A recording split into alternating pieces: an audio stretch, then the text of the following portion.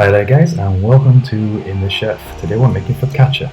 So, first of all, you want to start with 500 grams of flour, and you want to add 11 grams of dried yeast. The measurements have to be really exact, except the salt. Just put in a good pinch of salt.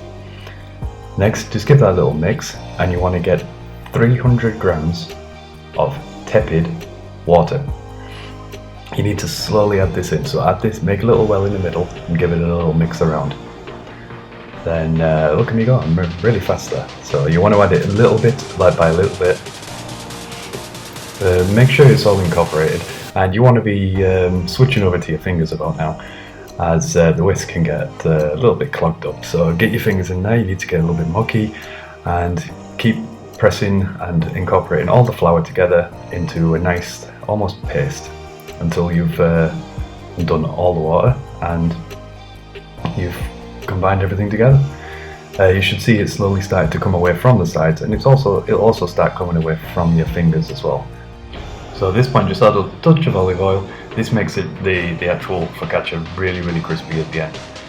And remove it from the bowl and place it on a nice hard surface. I'm lucky because I've got this marble like worktop, so you want to knead it for like 5 minutes. And basically kneading is just like pulling and stretching the gluten apart. So hold it with one hand and push it away with the other, and just roll it around, squash it, stretch it, everything basically.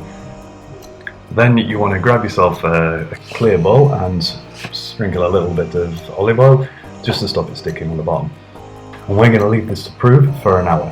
So also grab yourself a damp cloth, just wet it with a little bit of warm water and leave it over the top, and leave the mixture to set for an hour somewhere quite warm.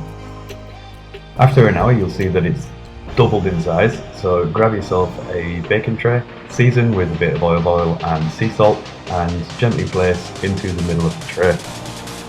You want to be spreading it out, you want to be quite rough, but if you see it springing back in place, then that means the gluten's quite strong. So just leave it to prove for another 30 minutes and then come back. And then you can decorate it with whatever you want. I decided to use olives, cherry tomatoes, and oregano. So you just randomly place them around in the little dimples, so that when it bakes, it will go. The bread will bake around the outside of the ingredients. Make sure you season it well with a nice molten sea salt and a good drizzle of olive oil on the top. Next, you want to again use the same cloth, just re-wet it with a bit of warm water and leave it for another 30 minutes on the side somewhere warm. Then you can see it's doubled in size and it's ready for baking. So bake at 200 degrees for 23 to 25 minutes and you'll get this beautiful focaccia. Drizzle again with olive oil. As it's nice and warm, it'll soak all the way through into the bread. And there you go. Take it out, give it a little cut, and you're ready with a focaccia. It's beautiful, really easy.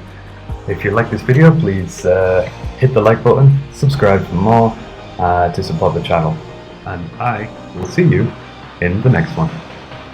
Just look how good the focaccia looks. That's awesome, yeah. Look at it. It's so squeaky.